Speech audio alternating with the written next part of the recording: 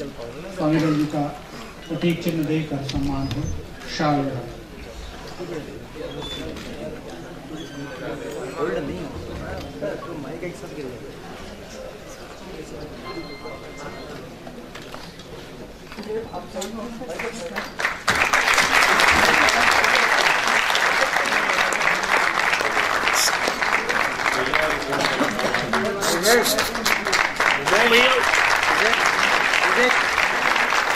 और नीचे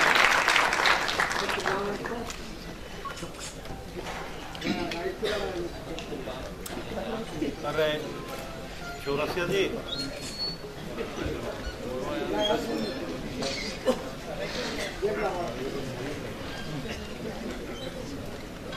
अब मैं परम आदरणीय डॉक्टर मोहन राव जी भागवत को अपने आशीर्वचन और उद्बोधन के लिए आमंत्रित करूँ।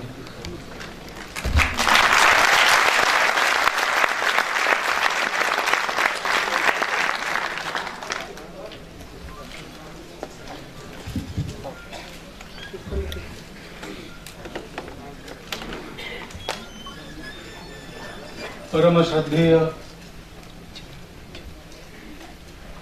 आचार्य शंकराचार्य श्री जयेंद्र सरस्वती जी महाराज, विश्वविद्यालय के सभी माननीय पदाधिकारी, कार्यकर्तागण, उपस्थित नागरिक सज्जन, माता भगिनी एवं छात्र छात्रा बंधु भगिनी,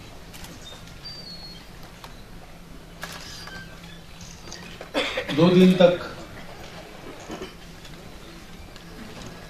स्वामी जी के विचारों का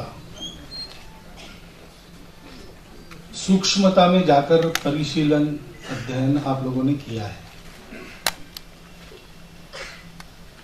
आपके विचार विमर्श में मैं स्वयं उपस्थित नहीं था। इतने सारे लोग विचार विमर्श कर रहे हैं और विचार जिनके हैं वो व्यक्ति एक ही है, स्वामी विवेकानंद। इसलिए इस गोष्ठी के समापन में उनके विचारों को लेकर मैं कुछ कहूंगा तो बहुत सी बातें ऐसी होंगी जो पहले ही आपके परामर्श में आ गई है, परंतु ऐसा कोई पहली बार नहीं हो रहा है। स्वामी विवेकानंद के विचारों का परिशीलन, परामर्श, विमर्श, अध्ययन, देशकाल परिस्थिति अनुरूप उनका निवेदन, ये अपने देश में 100 वर्षों से चल रहा है, 100 से अधिक वर्षों से चल रहा है। और हम ये देखते हैं कि अपने देश के उत्थान के लिए जितनी धाराएं चली, उन सब धाराओं में और उन धाराओं के नायकों में जब उनका अध्ययन करते हैं, उन्होंने जो किया है, उन्होंने जो बोला है, जो लिखा है, तो हमारे ध्यान में ये बात आती है कि कहीं ना कहीं सबके कर्मों में, विचारों में, मन में विवेकानंद की प्रेरणा है।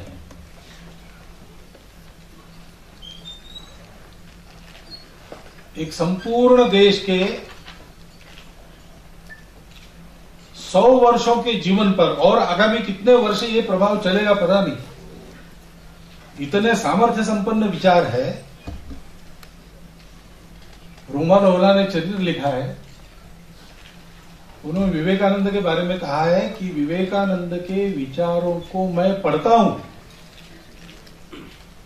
कागज पर छपे शब्द पढ़ता हूं, तो उन शब्दों से तेजस्वी स्फुल्लिंगों जैसी प्रेरणा मुझे प्राप्त हुई। और आप भी पढ़ेंगे तो आपको भी ये अनुभव आएगा।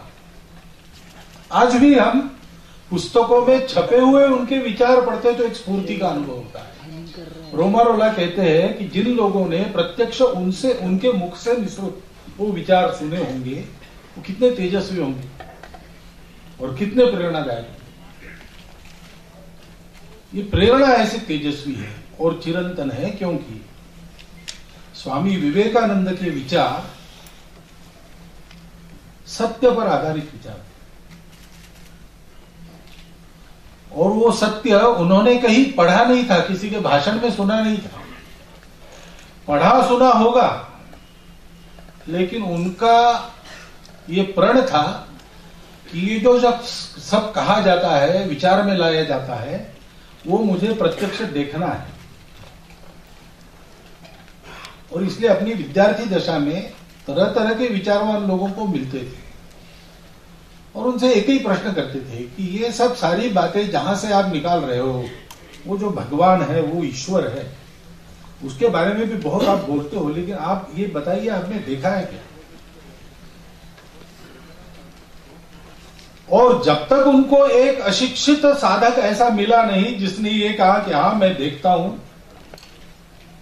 तुमको जैसे देख रहा हूं उससे ज्यादा स्पष्ट उसको देखता हूं, उससे बात भी करता हूं, और अगर तू मेरे बताए मार्ग पर चलेगा तो तुमको भी दिखाऊंगा और तू भी बात कर सकेगा। तब तक उन्होंने इस बात को माना नहीं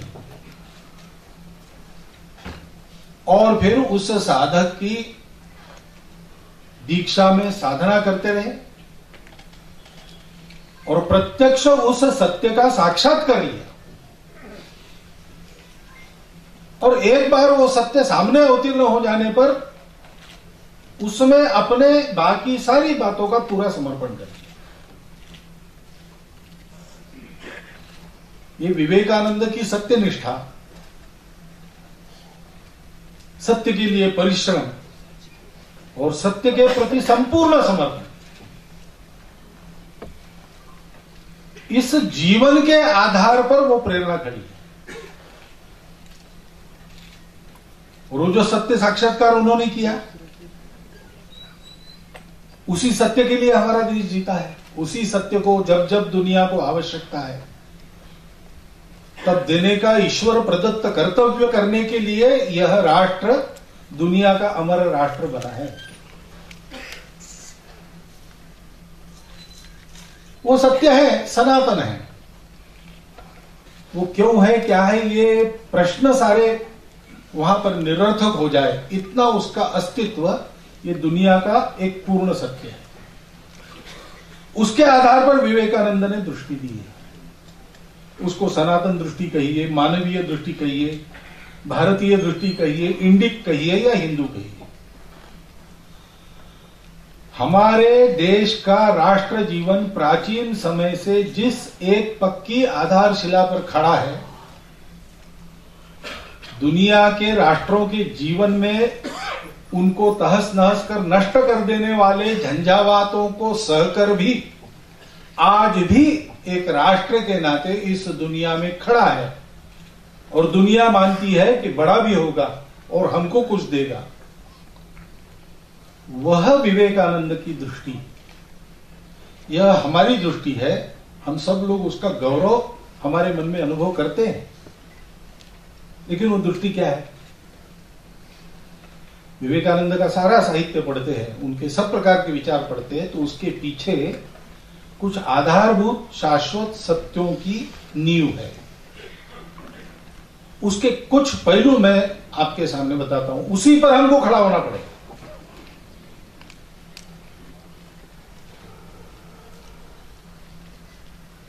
वो कहते हैं कि कण कण में भगवान है, विश्वरूप परमेश्वर है।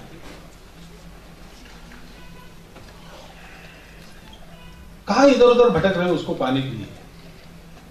वो तुम्हारे भी अंतर में है और तुम्हारे चारों ओर फैले इस जन में भी वही जनार्दन है।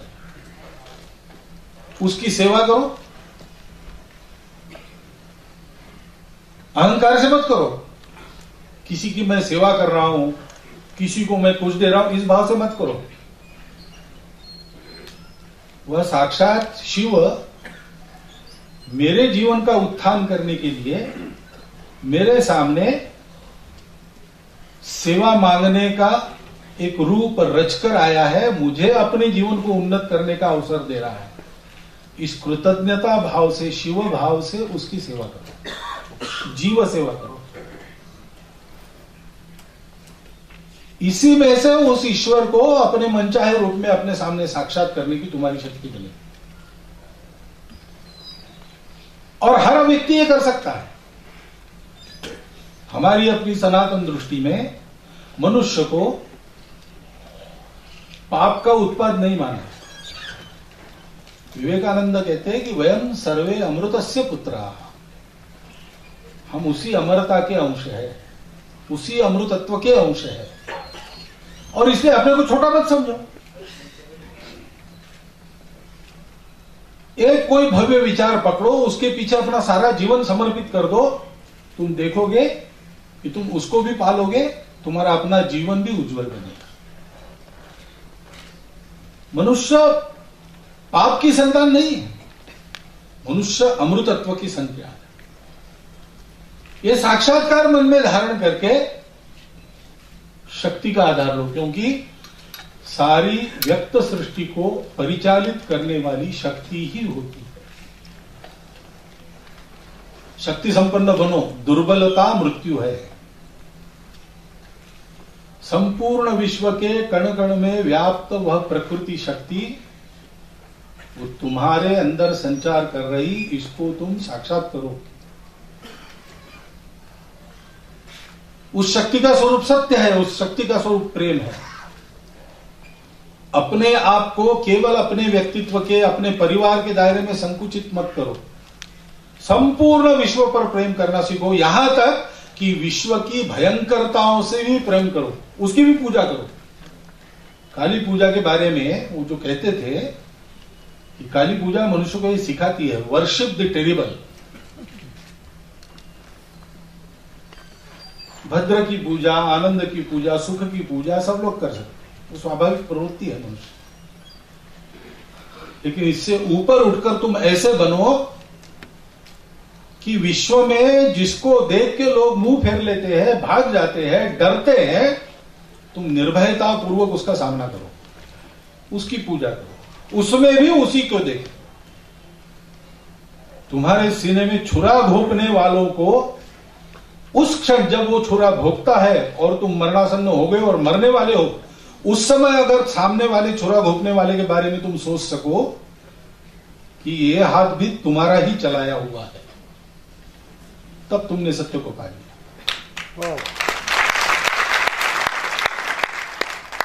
संपूर्ण विश्वात्मक बनकर उस शक्ति की आराधना करो, दुर्बल मत करो।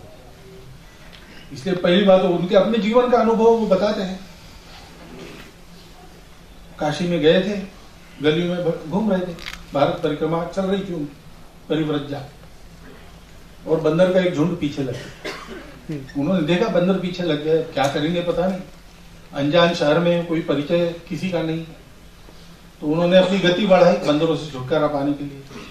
बंदरों ने भी अपनी गति बढ़ाई, तो इनको तो पक्का हो गया मन में कि बस ये अपने ही पीछे लगे हैं, अब करेंगे दुर्गति, इसलिए भागने लगे। तो बंदर भी दौड़ने लगे, भागने लगे इनके पीछे। अब आदमी चाहे वायुयान में बैठकर या रॉकेट में बैठकर चांद पर भी चला जाए, लेकिन जमीन पर दौड़ने में बंदरों की बराबरी अभी भी नहीं कर सकता। और इसलिए कितना दौड़ेंगे, पैर थक गए, सीना फूलने लगा, आंखों के सामने अंधेरा छाने लगा, उनको लगा कि अब गए, ये बंदर क्या करेंगे पता नहीं। सामने से दूसरा एक सन्यासी आ रहा था, उसने देखा कि कोई नया सन्यासी और बंदर उसकी दुर्गति करने वाले, तो उसने कड़क कर आवाज, बड़ी आवाज में कहा कि रुको। स्वामी जी रुक गए, तो बंदर भी रुक गए। फिर उस सन्यासी ने कहा सामना करो, तो उन्होंने पीछे मुड़कर देखा बंदरों का सामना करने के लिए, तो बंदर 2 कदम पीछे चले गए। स्वामी जी 5 कदम आगे गए, बंदर 10 कदम पीछे गए। स्वामी जी थोड़ा सा उनके ओर दौड़े तो पेट दिखाकर बंदर भाग गए। समस्याएं हैं, एक अपने देश के सामने भी आज कई समस्याएं हैं, और मैं जानता हूं कि अपने देश का विशेषकर युवा समाज बहुत उद्विग्न है। जो उसको देखने की अपेक्षा है, जिनके पीछे चलना है उनसे, वो उसको देखने को नहीं मिलता, और इसलिए विमुख सा हो गया, मोहभंग सा हो गया। लेकिन भाई समस्या तो हमको देखनी है आगे चल के। जिनके पीछे हम चलना चाहते हैं उनको कोई समस्या नहीं है, समस्या तो हमको आने वाली है। तो हम क्या करें? हम निर्भय बने। वही शक्ति हमको भी परिचालित करती है, ये पक्का समझे मन में। संभव हो तो उसको साक्षात करें और इस परिस्थिति का सामना करें। इसके लिए अपने जीवन को बनाएं। और इसलिए वो आगे कहते थे कि देखो भाई, किसी भी रूप में इसकी आराधना करो, तुम पहुंचेगे वही। शिकागो का उनका पहला छोटा सा भाषण जगत प्रसिद्ध क्यों हुआ? यही अपने स्वाभाविक आत्मीयता का उन्होंने परिचय दिया।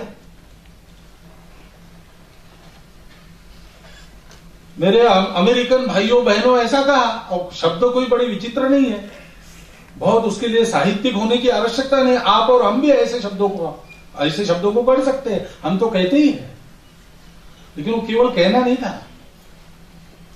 जीवन भर की तपस्या से संपूर्ण विश्व पर प्रेम करने की जो शक्ति हृदय में थी, उस शक्ति के द्वारा निःसृत वो शब्द थे, सब श्रोता तब फिर विवेकानंद के ही श्रोता रह गए, उनके साथ हो गए। और फिर विवेकानंद जी ने बताया, वो बहुत छोटा बताया, थोड़ा बताया।